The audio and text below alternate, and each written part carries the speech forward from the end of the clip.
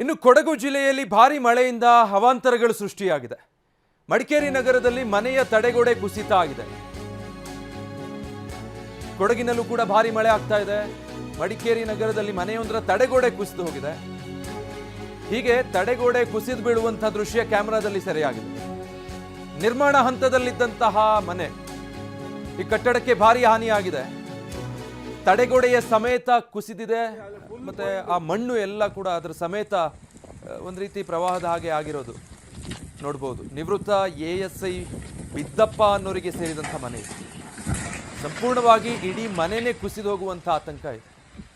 ಇನ್ನೆರಡು ತಿಂಗಳಲ್ಲಿ ಗೃಹ ಪ್ರವೇಶ ಮಾಡಬೇಕು ಅಂತ ಸಿದ್ಧತೆ ಮಾಡ್ಕೊಳ್ತಿದ್ರಂತೆ ಪಾಪ.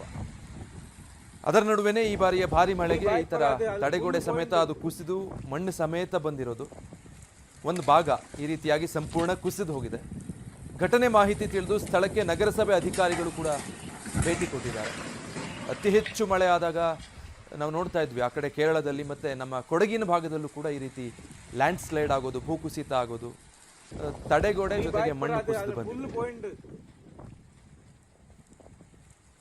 ಸೊ ಈ ಬಗ್ಗೆ ನಮ್ಮ ಪ್ರತಿನಿಧಿ ಗೋಪಾಲ್ ಸೋಮಯ್ಯ ಒಂದು ವರದಿ ಕೊಟ್ಟಿದ್ದಾರೆ, ನೋಡೋಣ. ಕೊಡಗು ಜಿಲ್ಲೆಯಾದ್ಯಂತ ಕಳೆದ 2-3 ದಿನಗಳಿಂದ ಭಾರಿ ಪ್ರಮಾಣದಲ್ಲಿ ಮಳೆ ಆಗ್ತಿದೆ. ಸಹಜವಾಗಿ ಮಳೆ ಜಾಸ್ತಿ ಆದಾಗ ಮಳೆ ಸಂಬಂಧಿತ ಅನಾಹುತಗಳು, ಅವಘಡಗಳು ಕೂಡ ನಡೀತಾ ಇರುವಂಥದ್ದು. ಇದು ಮಡಿಕೇರಿ ನಗರದ FMC ಕಾಲೇಜಿನ ಬ್ಯಾಕ್ ಸೈಡ್ನಲ್ಲಿರುವಂಥ ಒಂದು ಖಾಸಗಿ ಲೇಔಟ್. ಈ ಖಾಸಗಿ ಲೇಔಟ್ನಲ್ಲಿರುವಂತಹ ಒಂದು ಮನೆಯ ತಡೆಗೋಡೆ ಏನಿದೆ, ಆ ತಡೆಗೋಡೆ ಸಂಪೂರ್ಣವಾಗಿ ಕುಸಿದು ಬಿದ್ದಿರುವಂಥದ್ದು.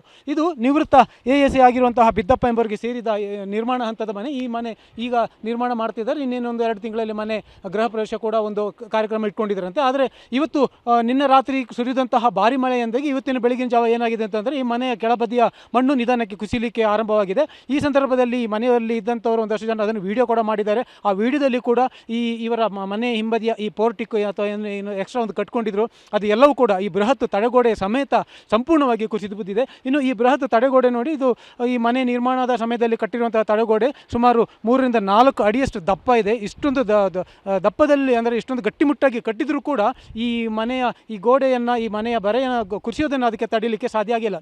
ಯಾಕಂತಂದರೆ ಇವೆಲ್ಲ ಹಿಂದಿನ ಕಾಲದಿಂದ ಗದ್ದೆ ಪ್ರದೇಶಗಳು. ಈ ಗದ್ದೆ ಪ್ರದೇಶಗಳನ್ನು ಕನ್ವರ್ಷನ್ ಮಾಡಿ ಮನೆಗಳನ್ನು ಕಟ್ಟಿದ್ದಾರೆ. ಹಾಗಾಗಿ ಸಹಜವಾಗಿ ಇಲ್ಲಿ ಕೆಳಗಿನ ಭಾಗದಲ್ಲಿ ಇದು ತೇವಾಂಶ ಜಾಸ್ತಿ ಇರುತ್ತೆ, ಮಳೆ ಬಂದಾಗ ನೀರು ನಿಲ್ಲುತ್ತೆ. ಹಾಗಾಗಿ ಅದು ಅಲ್ಲದೆ ಅಲ್ಲೊಂದು ಬೋರ್ವೆಲ್ಲನ್ನು ಕೂಡ ನಾವು ನೋಡ್ಬೋದು. ಇತ್ತೀಚೆಗೆ ಒಂದು ಬೋರ್ವೆಲ್ಲನ್ನು ಕೊರೆದಿದ್ದಾರೆ. ಆ ಬೋರ್ವೆಲ್ಲಿಂದಾಗಿಯೂ ಕೂಡ ಇಲ್ಲಿ ಈ ಅಲುಗಾಟ ಜಾಸ್ತಿಯಾಗಿ ಮಣ್ಣು ಕುಸಿದಿರ್ಬೋದು ಅನ್ನೋ ಒಂದು ಮಾತನ್ನು ಸ್ಥಳೀಯರು ಹೇಳ್ತಾ ಇದ್ದಾರೆ. ಒಂದು ಏನಂತಂದರೆ, ನಿನ್ನೆಯಿಂದ ಭಾರಿ ಮಳೆ ಇದೆ, ಮಳೆ ಜೊತೆ ಗಾಳಿ ಕೂಡ ಇದೆ. ಹಾಗಾಗಿ ಅಲ್ಲಿರುವಂಥ ಟಾರ್ಪಲ್ಗಳೆಲ್ಲೂ ಕೂಡ ಹರಿದು ಹೋಗಿರೋದನ್ನು ಕೂಡ ನಾವು ನೋಡ್ತಾ ಇದ್ದೇವೆ.